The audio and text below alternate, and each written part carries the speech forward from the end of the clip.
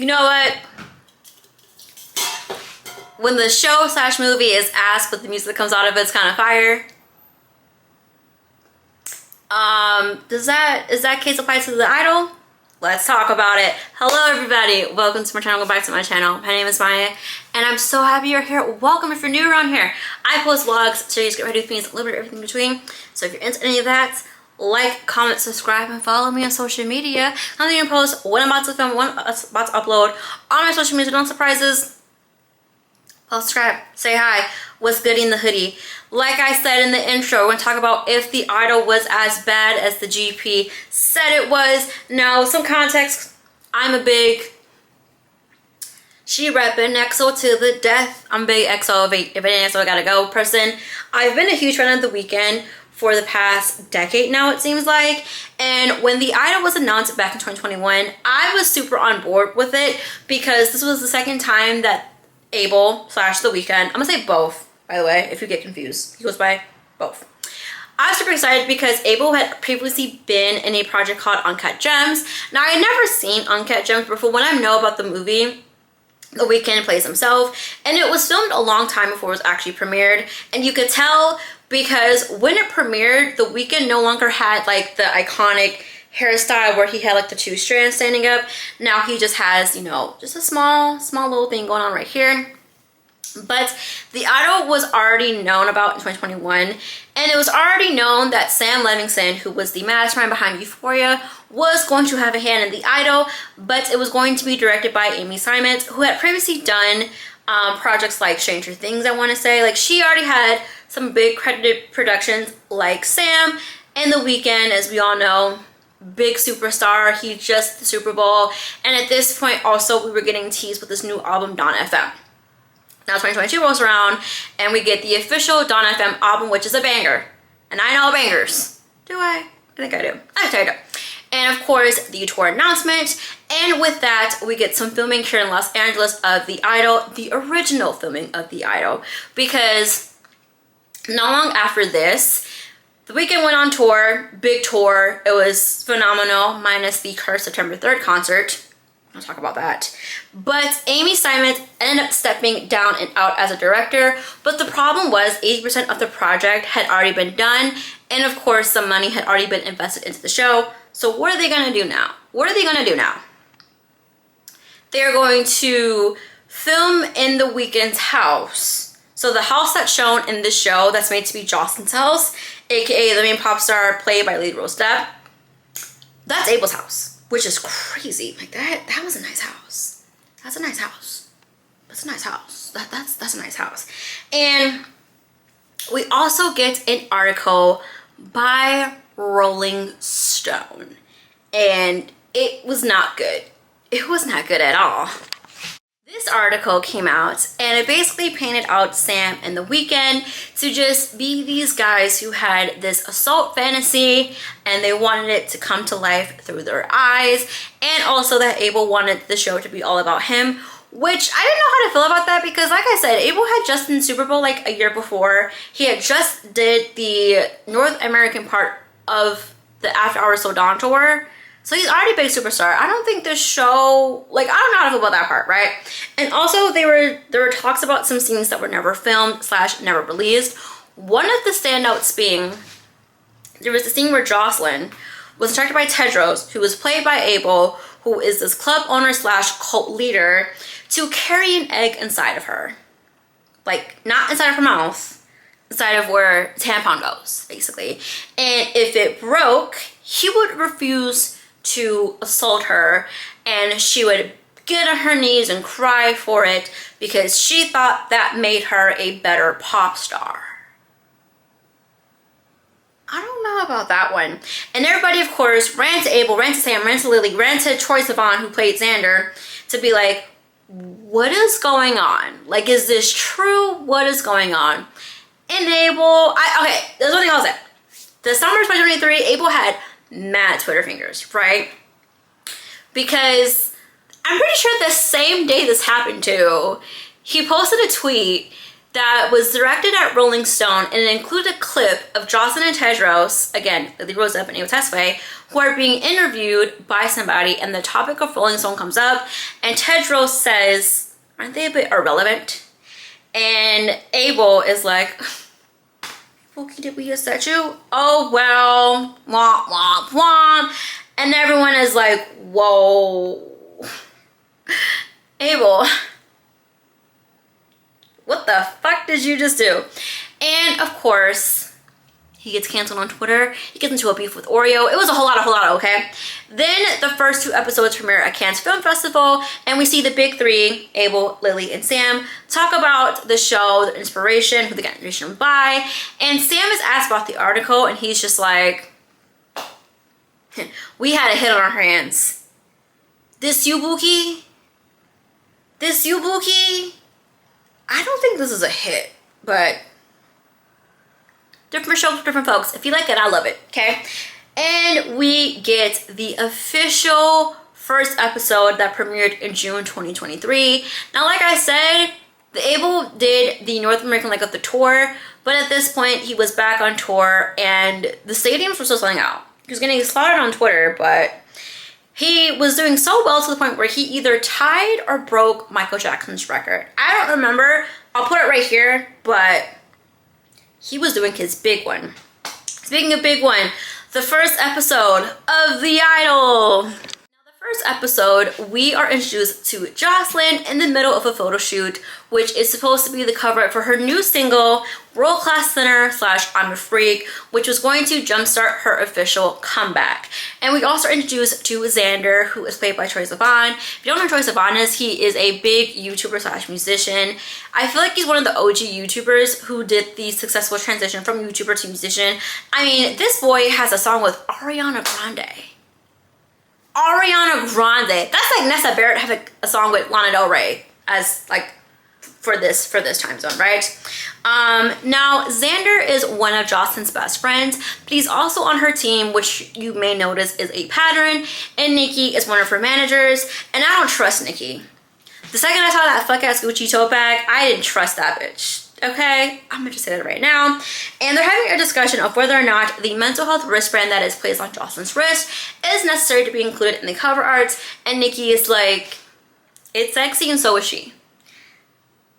I mean, I know all the hot girls either have mental illness, stomach issues, or a skin condition, but I don't really think that's the route to take, but do your thing, do your thing. While in the middle of this, the other part of her team, Haim and Destiny, discover that a nude photo of Jocelyn with frosting on her face has just been leaked on Twitter, and they corner her assistant / best friend once again, named Leia, being like, who did this? Like, you live here with her, you see people who come in and out of here, who did this? You need to tell us so we can figure out how to take this down and if we need to arrest this guy. Now, on top of that, we have Andrew from Live Nation and Talia from Vanity Fair, who are also coming to Jocelyn's house to basically just question her. Talia mostly, but Andrew was like, I need to figure out how to get my client ticket sales while there's a picture of frosting on her, right? And Jocelyn's super confused because she's like, everybody looks kind of weirded out and I don't know where my phone is. And then when she learns about the photo, she's just like, I mean, it could be worse. And her team was like, yeah, sure. It could be worse, even though we announced a tour and it's not doing well. The resale ticket price is $10 now. Your tickets are selling lower than a bowl of Chipotle, babe. Like, but that's neither here nor there. Then we see Jocelyn go into dance rehearsal, and we are greeted by Diane, who was played by Lisa from Blackpink, who once again is a friend of Jocelyn, but she is her backup dancer. Jocelyn really said, we all eat. We all gonna eat. Okay, if I made it out, y'all gonna make it out with me. And this dance rehearsal, we see that Jocelyn is not the best dancer, and you know, that's okay. That's okay. But one thing that's not okay is everybody watching her, her team, Andrew, Talia, and I feel like this was supposed to show that celebrities, or more particularly like singers and pop stars, have a lot of eyes and people depending on them. Like if they fuck up, it's not just them whose career is flopping, but then people who are relying on them for a paycheck, they also are not going to do so well financially. Okay. And when they meet Diane and Jocelyn, Diane tells Jocelyn that they are going out, and that they do. They head out on the town, occupied by Leia and Xander. And you know what? I had a little bit of a pinch moment while watching this, the 2 times I watched the show, because I know exactly what street they're on. If this show had like come on while I was still in my hometown, I'd be like, where are they? Is that a set? Like, what is that? I know that street. I've been there. I love that one. They head into a club, and we're introduced to Tedros, who we later on learn is the actual owner of the club and also a big fan of Jocelyn, so much so to the point where he shouts her out and makes a beeline for her to have a dance with him. And dance they did, but they had a little bit of romance too, because they sneak off into the back and have a little bit of a session, and not a studio one, but it gets interrupted because Leia is looking for her friend / her boss, but this is after she gets hit on by a friend / member of Tedros. Remember that, member of Tedros, because if you forgot, Tedros is not only a club owner, but he is a cult leader. Yeah, he's living the best of both worlds. Why did I do that? Actually, you know what? Fuck it. I'm keeping that in, okay? Later on, the episode ends with Tedros coming over to Jocelyn's house. They talk a little bit, and he's basically trying to get her to be more sexual, and he ends up putting a red robe over her and cutting her mouthpiece. And a lot of people make comparisons to the red robe that he put on Jocelyn to the red robe that is shown on Abel's dancers, the ones that were with him during the After Hours Till Dawn tour. And the closing song of this episode, Darling Nikki by Prince and the Revolution. Now, if you're really young / didn't grow up on Prince, Darling Nikki is about a rendezvous that Prince had with a girl named Nikki. Yeah, I don't really know how that matched the show, but hey, I enjoy Prince. And also we learned that Jocelyn loves Prince so much so that there is a giant poster that is shown in her house. Now on to episode 2. Jocelyn invites her team back over to the house, but this time there is no explanation. She just says, hey, come to the crib. I got something to show you guys. And she ends up showing them a remix of World Class Sinner, which is more slowed down and more sexual, and involves her moaning. And she also demonstrates how she recorded the song with Tedros, which included him getting behind her and putting a microphone in front of her. Because that's a way to record. Right. Nikki. See, Nikki's kind of a cunt. Like, not in a good way, but like, she's kind of a fucking cunt. Because she's like, you think you know better than me? Like, oh, your mom passed away, so did mine. Like, that's gonna be your excuse? We had to refund it to her. Yeah, like, she just goes off on Jocelyn. And it's like, take it fucking easy, bitch. Take it down a notch. Take it down a little bit, okay? Because you're going a little too hard on this girl. Like, I get it. You shit in stuff where you don't know where to go, but she could have handled that a little bit differently. Maybe it's just me. Then we go to the official music video shoot for World Class Sinner, and we learn that Jocelyn was a few hours late because makeup had to cover up some cuts on her legs. Ouch. And we end up seeing them, which I didn't think was necessary. Like, we could have just heard that, you know, she did something. Like, that was a lot. And while the shoot is going on, Haim and Destiny learn about Tedros, whose real name initially that we learn of is Tedros, and he is a scammer, fraud ass bleep from Hawaii. Then they corner Leia once again, being like, did you see this man? Who is this man? And Leia, this dialogue was really interesting because they corner Leia, and Leia's like, he's a person of color. And Haim's like, well, he's from Hawaii. And she's like, I don't think he's from Hawaii, but he's definitely a person of color. And Haim is like, okay, is he black? Because you could say he's black.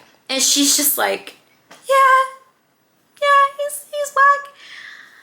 I am also black. I don't think the word black is frowned upon. But again, that's just me. Different strokes for what? different folks. Anyways, Jocelyn, once again, is not on beat at all. The director and Nikki are both fed up with her. Now, she does get one take down, but unfortunately, in the middle of this, we see that the camera was not rolling, which leads Jocelyn to having a breakdown, and she calls for her mom. You know, the woman who's been dead for a year, not in a Clinton Kane kind of way. Like, we are led to believe that this woman's actually like six feet, and is she gonna get that fucking paper? I'm a big XO, okay? What can I say? Now, after this, the episode once again ends with Tedros coming over, but this time he has a few more people with him. One of them, what is his name? It's like something interesting. Oh, I forgot his name. But he's the guy that was hitting on Leia at the club, and they go off and do their thing because they already had conversations after they firstly like met at the club. Then Tedros and Jocelyn do their thing, and then we see another member of Tedros named Chloe who ends up following Flash, spying on Tedros and Jocelyn, and we get this infamous scene that I'm not gonna repeat. Y'all got me fucked up on that one. I'm not doing it. I'm not doing it. I'm not doing it. And yeah, that is the end of episode 1 and 2. My overall thoughts and opinions. Was this made to be like a thriller drama show? Because I feel like some elements are made to believe like, oh, this is spooky, scary type shit. But yeah, I'm gonna be sad for episode 3 and 4, and I hope you guys are gonna be sad for my analysis of episode 3 and 4. And I can't wait to see you guys then. But until then, stay strong, stay safe, YOLO, and I'll see you next one. Bye.